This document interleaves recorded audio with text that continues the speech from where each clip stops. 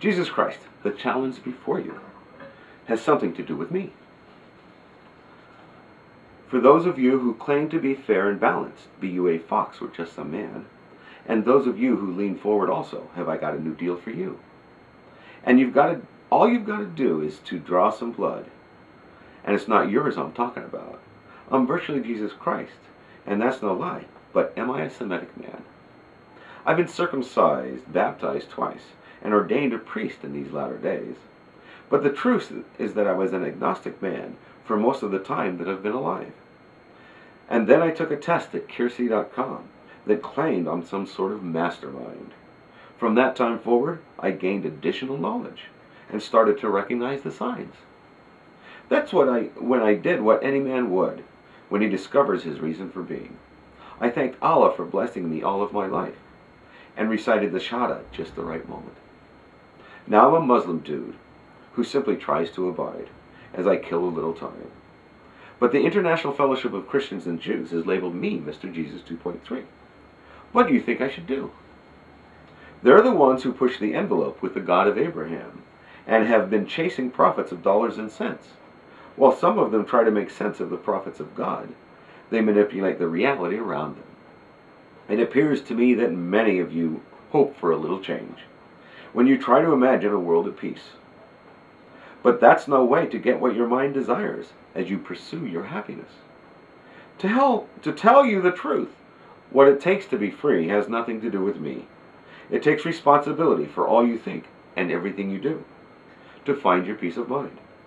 One takes place inside the space between your ears, and your actions take place in both space and time until your time here ends. Now's the time for me to tell you exactly what my challenge is.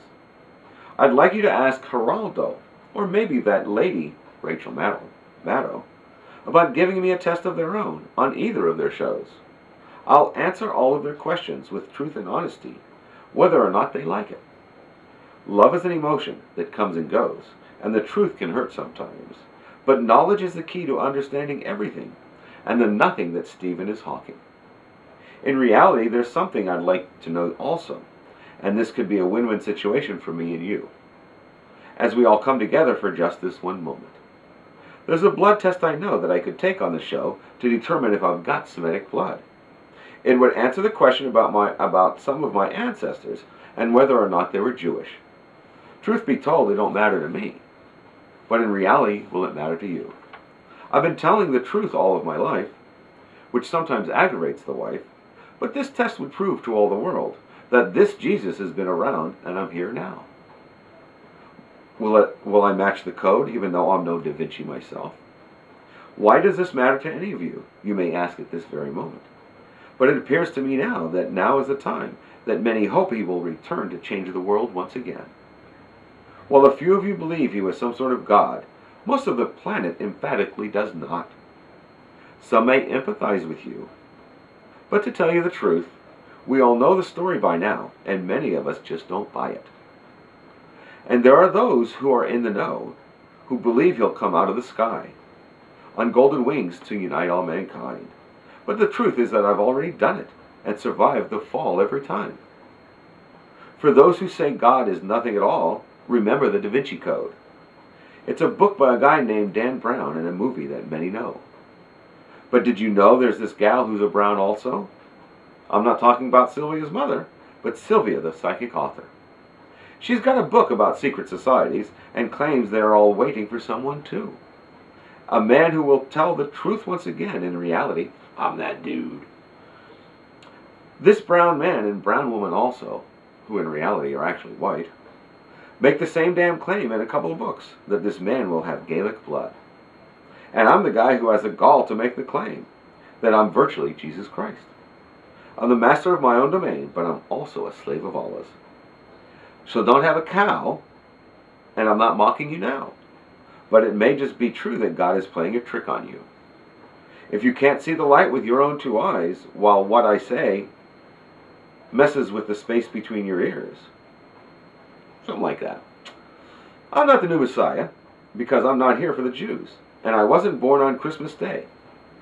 The truth to the matter, and in reality the fact, is that I was born on the night before Halloween. I do have a father, and that makes me a son. who is also a father of 2 lovely daughters. But know that I'm no ghost of any sort, and that's something that you can be sure of, my friends. The surahs of the Noble Koran can help you to understand. If you open your mind, get your head out of the sand, and read between the lines. There's a lot about the man known as Jesus Christ within the pages of the Noble Koran, including a chapter about his mother. She's known as Maryam within its pages, while Christians know her as Mary. I've got a Mary in my life, and there's a Marian also, but neither is the love of my life. One is the godmother, and the other my stepmother, but do you know which one of the two?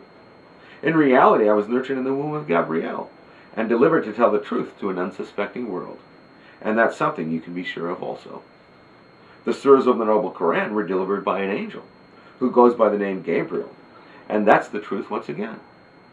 When I was born, I was given a trinity of names for me, myself, and I, and Daniel Harold are the first 2 I was christened with. One means that God is my judge, so don't try judging me, and the reason is plain to see. It'll do you no good in the end. I'm not the guy who interpreted dreams, but I can interpret a reality for you that may just give you some peace of mind and help you cope with reality. In reality, herald means one who proclaims, and the leader of a great army. That's the truth, and I can prove it, but you've got to discover it for yourself. Let me make this crystal clear to you now. I'm no MacArthur, nor a General McChrystal, but I am a McFarlane who went to West Point with a patent. And there's no lie once again, my friends. But then again, I may resemble that guy Poe, who put on a good show while he killed some time and made a point. Or was it his New York state of mind at the time? I didn't show up in formation nude, but you can find me online in my birthday suit, where I give you a piece of my mind and a little food for thought also. There's no patent on the truth, and you don't have to be poor, but it helps to focus the mind on what it takes to survive, while the rich waste their time on trivial pursuits that will come to an end before they know it. You see, I've got nothing to hide as I provide a little light for all mankind alive on the planet today. We're all in this together, regardless what anyone believes. But we do belong to many collectives that go by many names. Some are religions, and others are tribes. And then there are nations and corporations also. Don't forget all the clubs, NGOs, and gangs too. In reality, they're all the same, but have different reasons for being. But to tell you the truth, the community that matters most is that collective we call the family. It's not a human race, we're just human beings. I've got a loving wife and 2 wonderful daughters, who will remain nameless at this moment in time. They're all innocent in this affair of mine, but are aware of what I'm doing. And I'll protect them with my life. Will you find the time to do what I ask, so everyone's questions can be answered? And we can get on with our life of human beings, just trying to let it be. If you don't want to see me having fun with Geraldo and the fox, or lean forward toward that woman, Rachel Maddow, and give her my peace, you could do something else to discover the truth, and contact my cousin Lori, who is a friend of education also. She's a big shot at the network, where Stephen has been hawking nothing. And she is the beginning of everything in this place, and everything else also. To tell you the truth, I agree with the man, but I use different words to describe it to you. All is going according to the plan, and there's nothing you can do to change it, because we don't all hope for the same damn thing, but many will believe anything if it makes them happy. Stephen is hawking a place where time and space didn't exist. It's that nothing he has in his mind. I simply proclaim that what he describes within his mind, many know by another word, and it goes by many names. Love is just an emotion that often comes and goes, and the truth can hurt sometimes. But in my mind, God is reason, and I thank Allah for blessing me all of my life.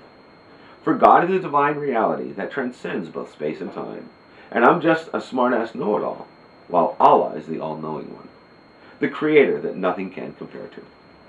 We're nothing but finite beings who create nothing at all. What we do is manipulate reality as we kill the time we have left.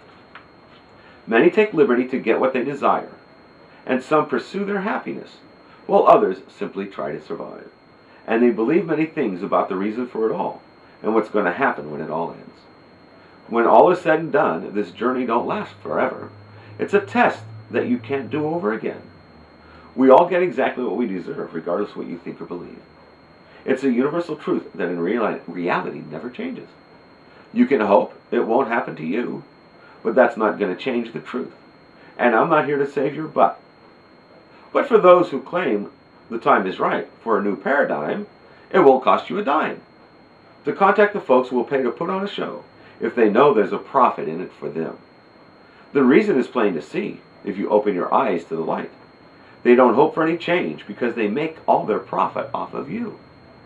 There's nothing fair and balanced when they get all the change while you're left holding the bag, hoping for some of your own. And for those who want you to lean forward also, be careful or you'll fall flat on your face. That's the way it goes if you don't know the truth while you imagine a world at peace. You'd be better off still if you find your peace of mind before you rest in peace. And now's the time for me to rest my case and close this epistle to you. Peace be with those of you who are seeking the truth, and may the rest of you and your loved ones too live long and prosper also. Just don't forget this universal truth, and I'd like to remind you once again that the truth that will set you free, and you can't take anything with you when you're gone.